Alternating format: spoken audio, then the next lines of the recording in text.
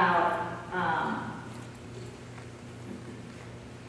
evangelization too, is that we sometimes have success.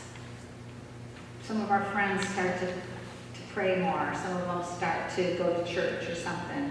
And then we raise our children, and then sometimes it's the children are the hardest ones to talk to. Once they get into that college age thing, sometimes they heard it already. They've heard it so much that they just don't want to hear it anymore. And we have a real struggle then with whether we're even doing this right, and we don't know, and we begin to doubt ourselves. I have relatives who have not read Thrift Store Saints, right?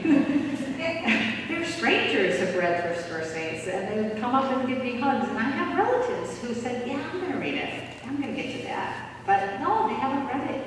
And that's an interesting thing, isn't it? That somehow hearing it from somebody you know really well and you know all their bumps and flaws, it just doesn't get through. There's statistics that vary out there, but they say anywhere between 80 to 85% of the Catholics in this country between the ages of 20 to 35 aren't going to church. That's a huge statistic. That's a huge number. That's a game changer. What are our churches going to look like in 10 years? So, the church tomorrow isn't going to be the same. And how do we restart that conversation with those people in that age group? The conversation in my family, bam, came to a halt when my daughter went to college. And it started up again when she went to Japan. And the reason it started up again is there was no church for her to go to. It's a Buddhist Shinto nation, and the nearest Christian church of any kind was 2 hours by bullet train away from her. She couldn't get to church. And so I no longer could nag her. I couldn't say, did you go to church this Sunday? Right? The nagging stopped. It came to a halt. And when the nagging stopped, and there was nothing to nag her about anymore, the conversation started again. And so that's what Ellen and I are going to talk about. Ellen, her middle name is Marie. Ellen Marie was born on August 15th, which is the feast of the Assumption of the Blessed Virgin Mary. And when she was born on August 15th, my mother and my aunt were like, born on the feast of Mary, Ellen Marie. And my husband, who's Lutheran, he's back here at the back table, he picked the middle name Marie because he liked that name. But he's Lutheran, and he had no idea that this was the Feast of the Assumption. He had no idea what that feast was about, right? And so we didn't tell my mom and my aunt that, no, it was just... But then I realized, maybe there's a reason her name was Marie. We have that picked out, and she's born on the Feast of the Assumption. And a wonderful thing, right? That's one of those feast days in the Catholic Church that non-Catholic Christians are like, what is that about? The Assumption of Mary? That's not in the Bible. And we're like, well, yeah, but it's been in the tradition of the church for years, and then they finally, after all the believers believed it for 2,000 years, they finally made it a feast because why fight it anymore, right? It's like everyone believes that Mary was assumed into heaven, and so they made it a feast. But it's one of those things that kind of, we try to pass on, and we try to teach them about it, and then we think, I don't know if that got through. And then here is this little girl, and every year on her birthday, we take her to church, and she's like, why do I have to go to church on my birthday? My sister doesn't have to go to church on her birthday. And I know this is going the wrong direction, right? It's like, okay, so she's upset with me every year on her birthday because I'm taking her to church, right? So her father doesn't really understand why we're in church on her birthday either. We're in the middle of the week here, and so it's not, it was kind of working against me, this whole thing, this trying to raise her Catholic. And so, we're going to get back to the Feast of the Assumption, because we'll see how God works there. But at this point, I'm going to introduce Ellen. because Ellen Marie, because she's going to tell a little bit about how this conversation got started again, and some of the bumps in the road and getting it started again. And she's going to, the title of this next story is The Great Easter Basket Controversy.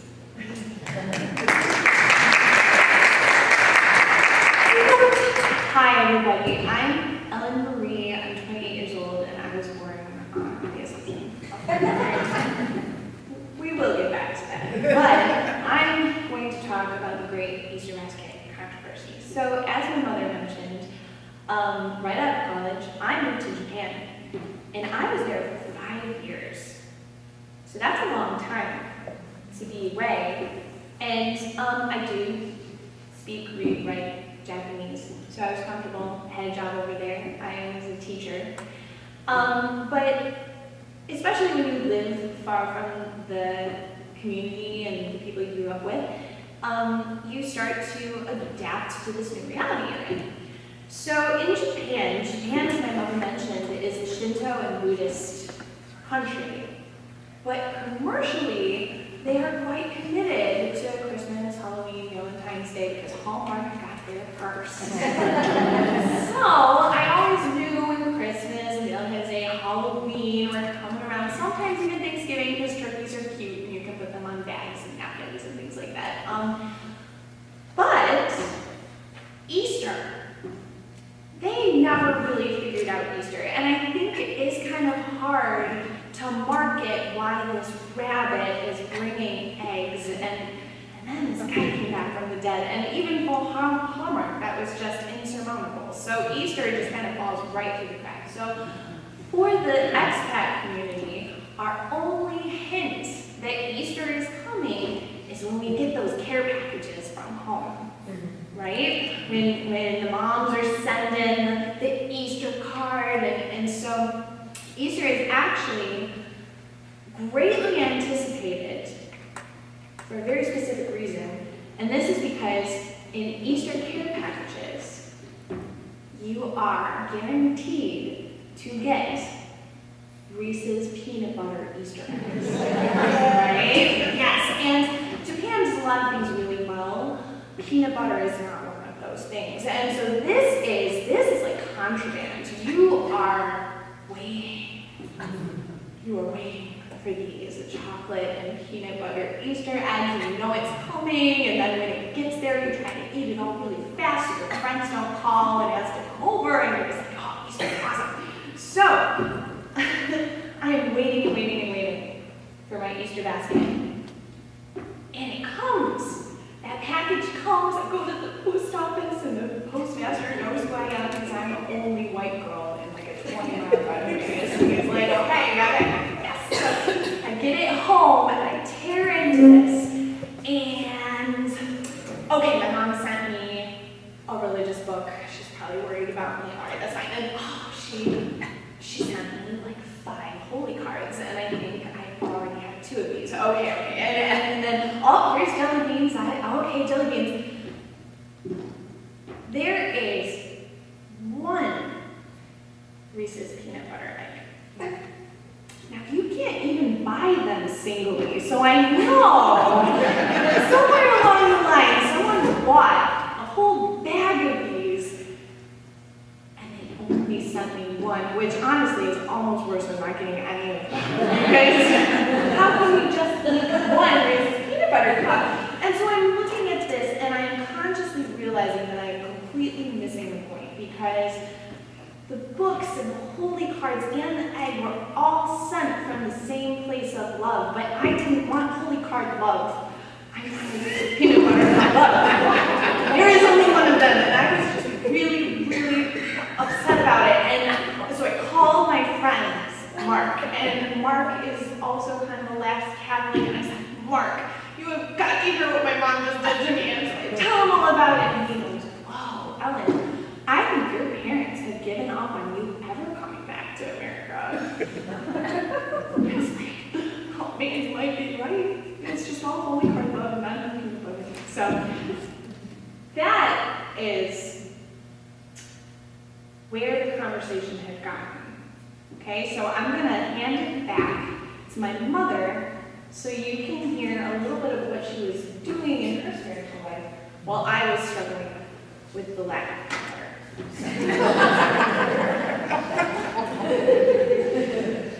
Sometimes you don't even know when you've offended them. Right? You don't know what. She's not happy with me. I don't get a thank you note, that kind of thing. It's like, I didn't know. But anyway, while Ellen was in junior high, I was working at grade school and junior high, I was working at the thrift store. And I told a lot of those stories last year about the thrift store. And she needed volunteer hours. She was in the Catholic school, and her friends needed volunteer hours. And all of her friends to this day will talk to me about the thrift store and the good times they had volunteering at the thrift store. And so it was just part of them growing up.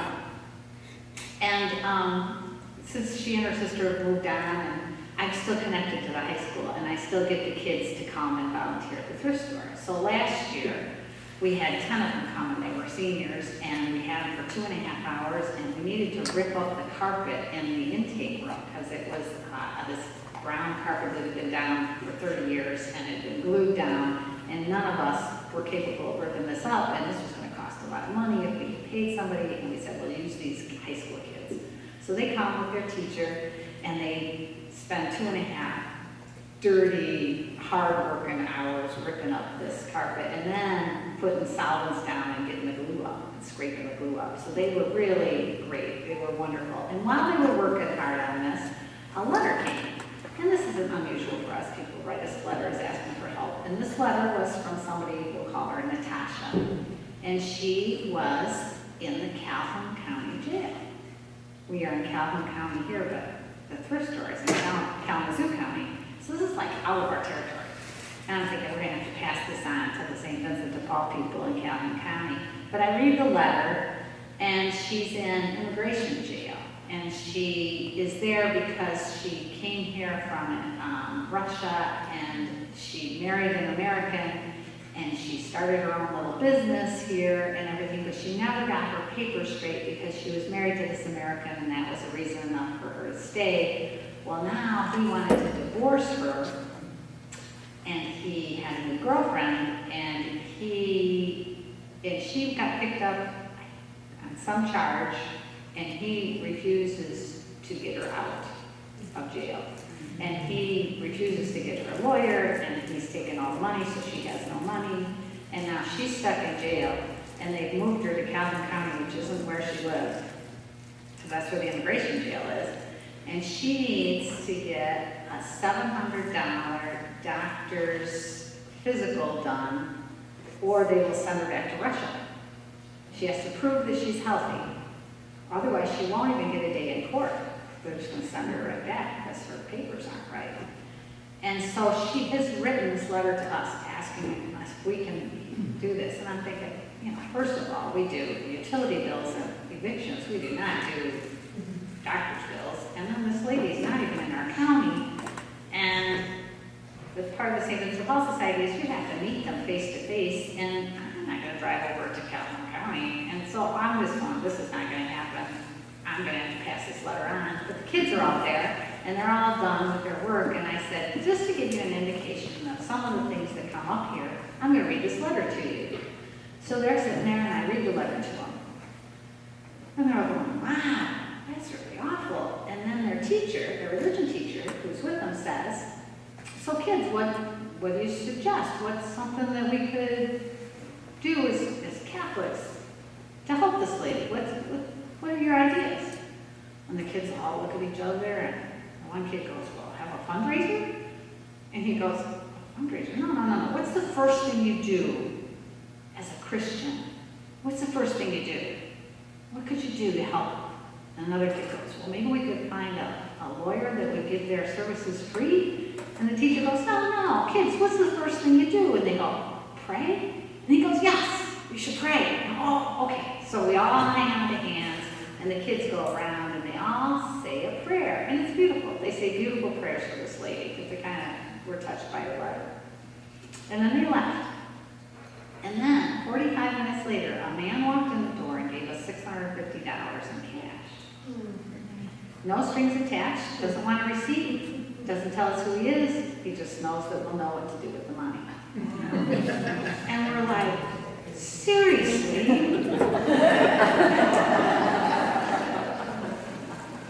That's $50 short, but.